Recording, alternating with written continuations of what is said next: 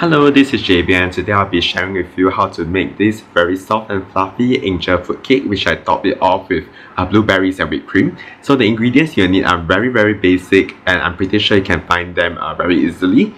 So today I'll be walking you through this recipe.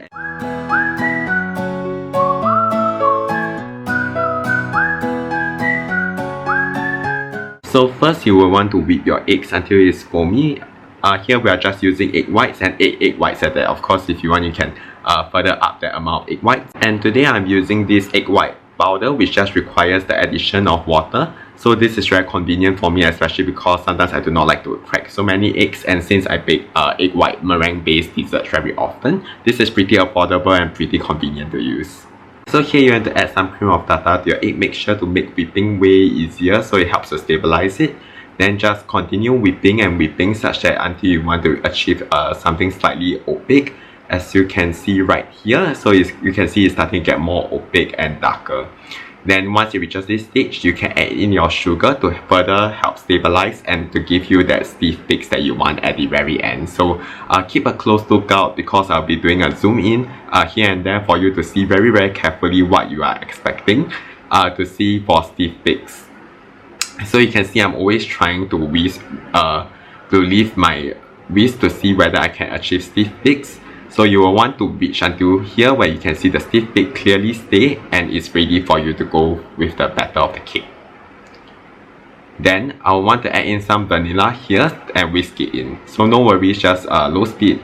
Then I'll be adding in the sifted flour, baking powder and remaining sugar. So I'll be folding it in 3 portions. For here I'm just showing you 1 portion, but basically you just have to repeat this 3 times. So just keep whisking, making generous folds to check whether all the dry ingredients have been incorporated. Make sure to check the bottom as well, especially since the egg white is very fluffy, you will sink. So this is the final mixture of the batter. Then next, you can transfer the batter to the cake tin. Here I'm using a bundt cake tin.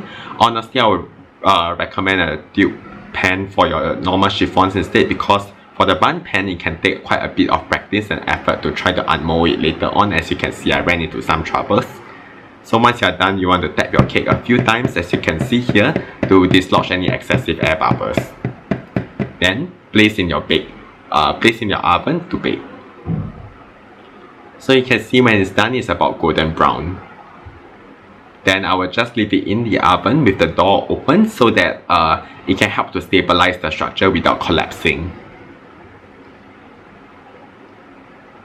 So here I am unmolding it. You can see there's some difficulties because especially since we are not greasing the pan, it can be a little challenging.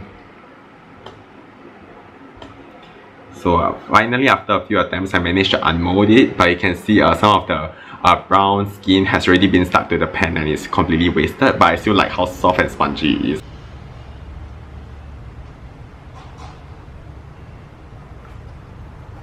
So here's the zoom in finished product, and you can see it's very similar to a chiffon and it's very light and fluffy. For myself, I like to add whipped cream. Here I'm using non-dairy whipped cream, and that helps a lot in making your job easier. Then I like to add some blueberries and toasted almonds as well. So after that, you can just serve and enjoy, and it keeps very well for up to 5 days. So if you have any questions, feel free to let me know, and thank you for watching. Make sure to subscribe to support. Thank you so much. It was very yummy.